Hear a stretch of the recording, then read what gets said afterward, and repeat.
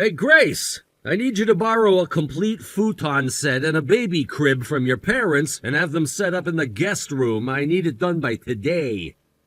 What?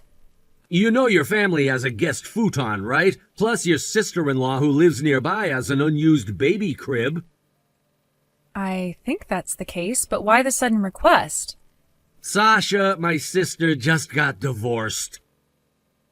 Wait, divorce? So does that mean she's leaving with a baby? The baby crib is for her child? That's exactly right. However, my parents have grandma who needs constant care, and the environment isn't suitable for a 2-month-old baby, so we decided to take care of them at our place instead. How long do you expect this arrangement to last? How long do you mean? I mean, you can't expect Sasha and the baby to stay with us forever. It would be much better if we set a clear time frame from the beginning. That way Sasha can plan her future more effectively and we can avoid any unnecessary stress about each other's expectations. What are you talking about? I'm saying that starting today, Sasha and my niece will be living with us. Living together? What? Are you saying you want to leave poor Sasha, who just had a baby, out in the streets after her divorce? I'm not thinking that way at all, but having a permanent arrangement for them to live together with us seems... well, that just doesn't feel right, does it? You're surprisingly heartless. Is that really the issue here? In any case, I'm bringing Sasha and the baby home tonight, so you're going to be in charge of taking care of them. Huh? Especially the baby. From what I understand, she needs to be fed every 3 hours, even during the night, so you'll need to help out during the day since you're working from home. Wait a minute, I have a job, you know. Yeah, but since you work from home, you should be able to adjust your schedule. Just switch to working in the evenings instead. So you want me to take care of the baby during the day and then work at night? Of course, and don't forget about housework too. You can't let that slide. It's crucial to keep the living areas clean, especially where the baby will be, because a hygienic environment is vital for an infant. So what you're essentially saying is that I'm expected to help with the childcare, manage all the housework, and work all at the same time, leaving me with absolutely no time to rest? That sounds completely overwhelming. That's something you'll have to figure out on your own. If you can't manage your time, that's just your own shortcoming. Do you not really see how unreasonable that sounds? I mean, it's not like I'm a superhuman who can handle everything at once without a break. Anyway, I'm bringing Sasha and the baby back tonight, so I expect you to be ready for 'em. Make sure everything's in place. What if I can't handle everything? What if I get overwhelmed? That's not my problem. You should have thought about that before making any decisions. You can handle it. You just need to organize your time better. Do you not realize how demanding this will be? Taking care of a newborn is a full-time job on its own. Well, it looks like you'll have to manage. Just keep your focus on helping Sasha. This is a tough time for her, and we need to support her. I know it's a lot, but this is what family does, right? You're gonna have to step up. No excuses. Seriously? You think it's fair to put all this on me just because she's family? Yes, I do. Family comes first, and this is what we signed up for. You'll be fine once you get into the rhythm of things. Ugh, fine. I'll do my best, but you really need to acknowledge how hard this will be. Just make sure you're prepared. I want everything to be in order by the time we get back.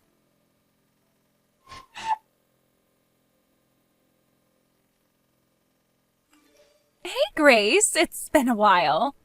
Sasha, it really has. Did Ben talk to you? Yes, he mentioned you'd be living with us. Oh, I see. I know he was talking about cohabitation, but I want to assure you that I don't plan to impose on you too much, so please don't worry about that. Wait, really? First, I need to explain my situation. Where should I start? How about you answer a question first? Sure, go ahead. So you just got divorced while dealing with a 2-month-old baby? Is it okay if I ask why? Well, during my pregnancy, my ex-husband cheated on me, and that led to everything. I see. That sounds really tough. Yeah, but I'm not too down about it right now. I need to stay strong for my daughter. Plus, I was the one who uncovered my ex-husband's infidelity, so I guess I've always been good at bouncing back quickly. Still, don't overdo it. Thank you. Also, I'm curious why the idea of cohabitation even came up. I feel like there's a fundamental misunderstanding between Ben and you.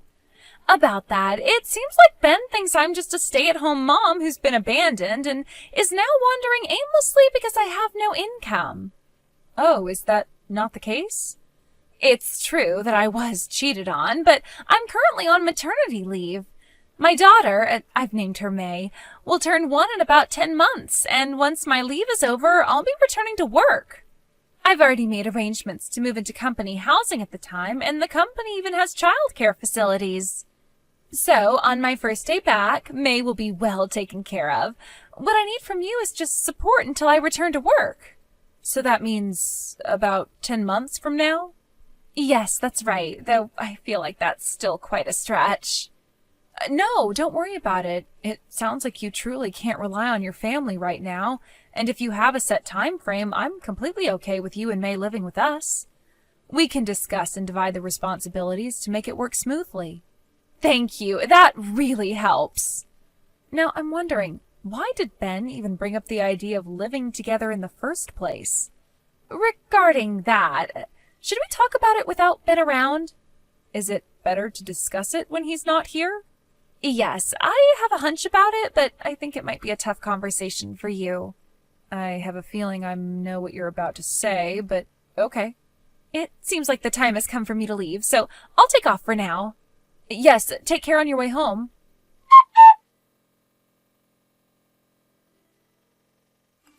Grace, are you still out shopping right now? Yes, but I'll be heading up to check out really soon here. I'm sorry, but could I ask you to grab one last thing for me?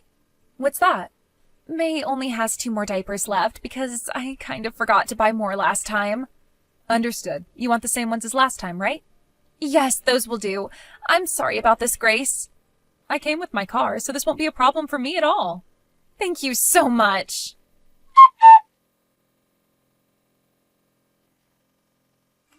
You seem to be enjoying living together after all, huh?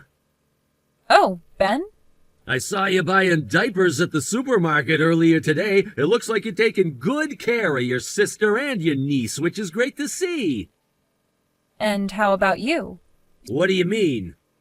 Since Sasha came to stay with us, you've been coming home later and later. Nowadays, it's not unusual for you to be out all night. Sometimes you might not even come home at all. Wow, work got unexpectedly busy, so what do you want me to do? I have to cover the extra expenses now that we have more mouths to feed. But Sasha is contributing enough money, isn't she? Huh?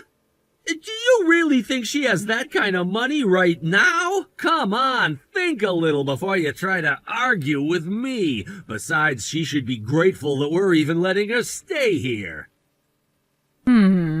What's with that? Nothing, really. You're not gonna start acting all moody on me, are you? No, of course not. Look, I'm just saying that it's not easy for anyone right now. We're all making sacrifices. You should appreciate what we're doing to help Sasha out during this tough time. I know. I'm just saying that it feels like you're handling things a bit differently since she moved in. What do you mean? It's just that your routine has changed a lot. You used to come home at a reasonable hour. Yeah, well, I have to adapt to the situation. Things aren't the same anymore. I get that, I really do, but we need to keep communication open if we're going to make this work for all of us. You're right. I'll try to be more mindful of that. Thanks, I appreciate it.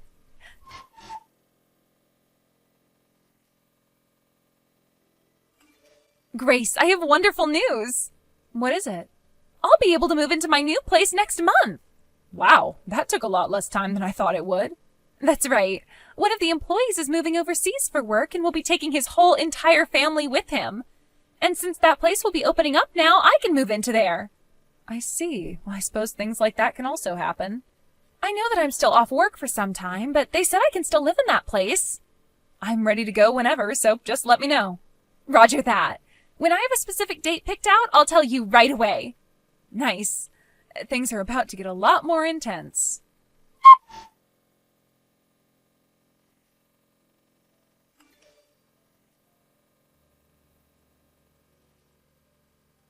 Hey, Grace, where the hell have you gone? You left behind the filled-out divorce papers. Do you even understand what you've done? You're living off me, and now you want a divorce? The one who should be worried about this situation is you. If you get what I'm saying, stop all this nonsense and come back home right now.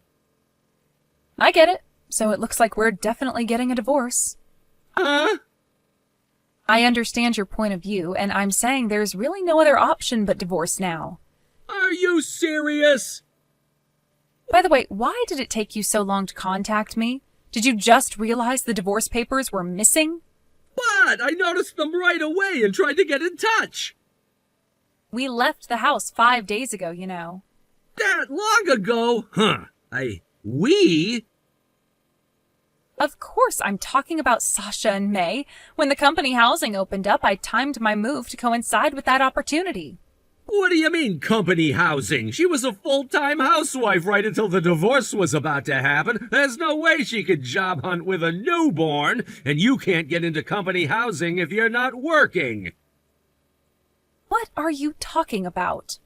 Sasha is still an employee at the same company she worked for before she got married.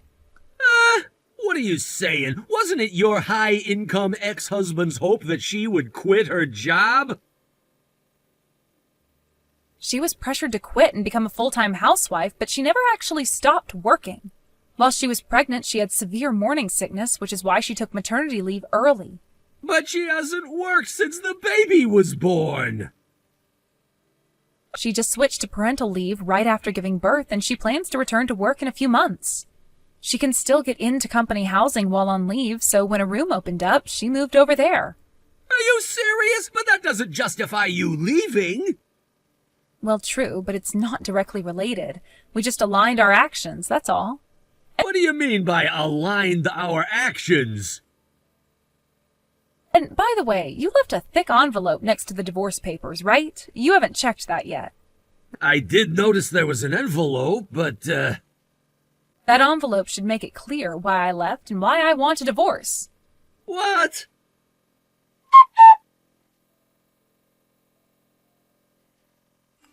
When did you find out?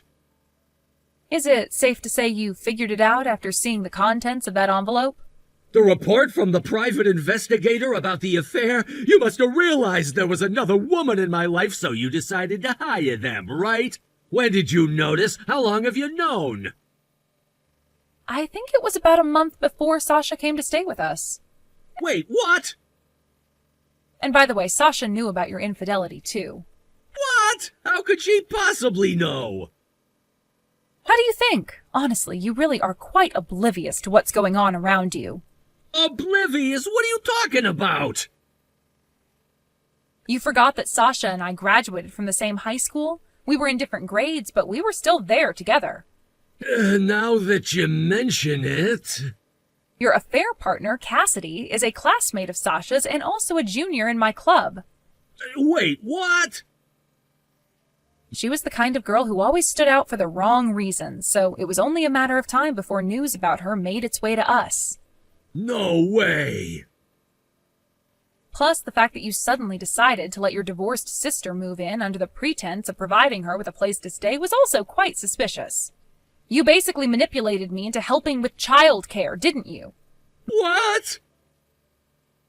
By forcing me, who has never experienced childbirth, to handle an unfamiliar baby care, you were trying to create a life full of chaos, thereby diverting my attention away from you, giving you free rein to cheat without worrying.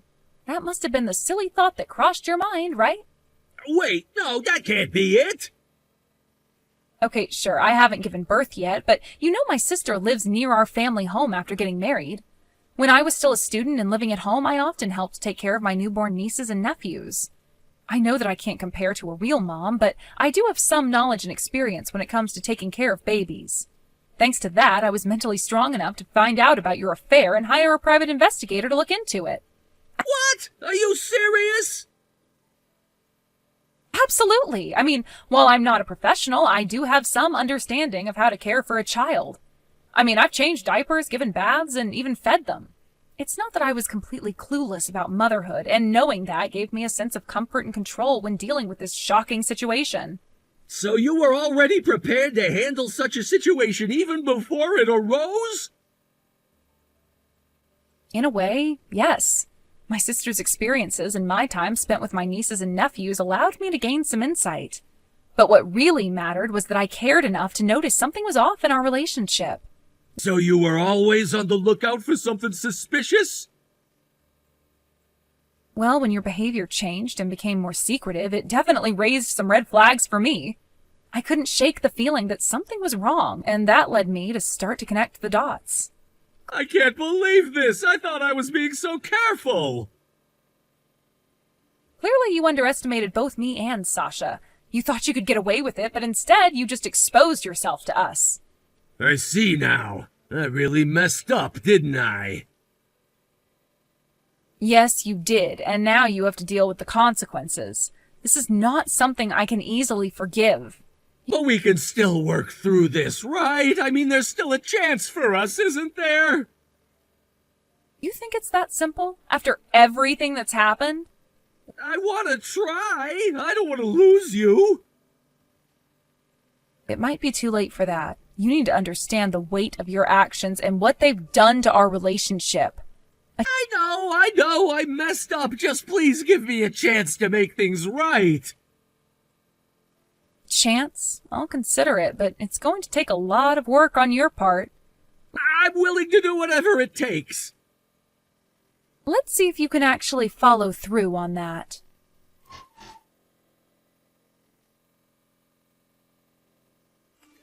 Hey, Sasha, what's the deal with you siding with my enemy?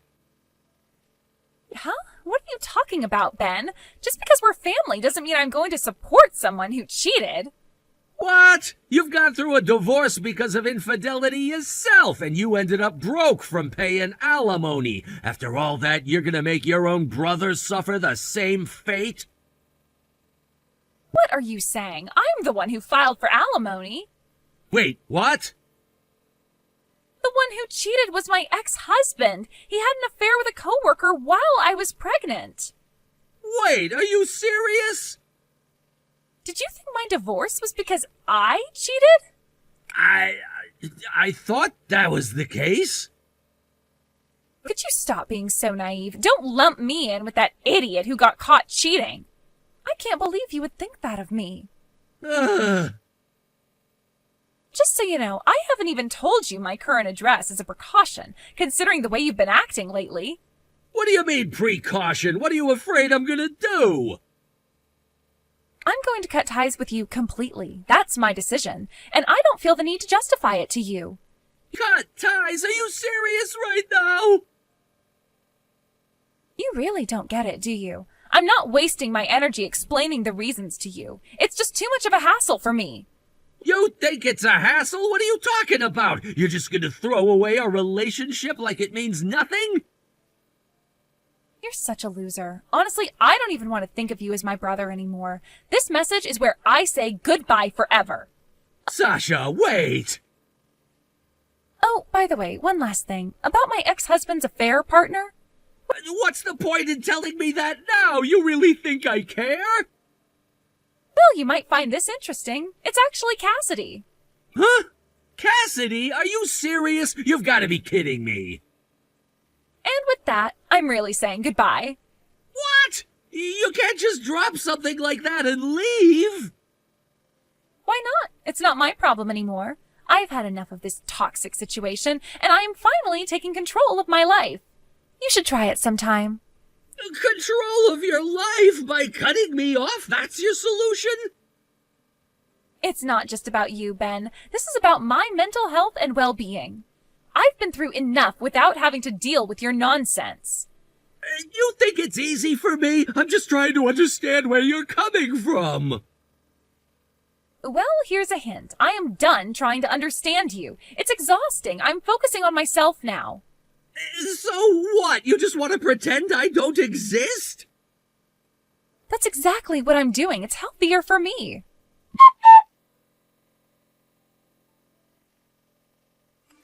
Ben was devastated when he found out that his sister's ex-husband had been two-timing her.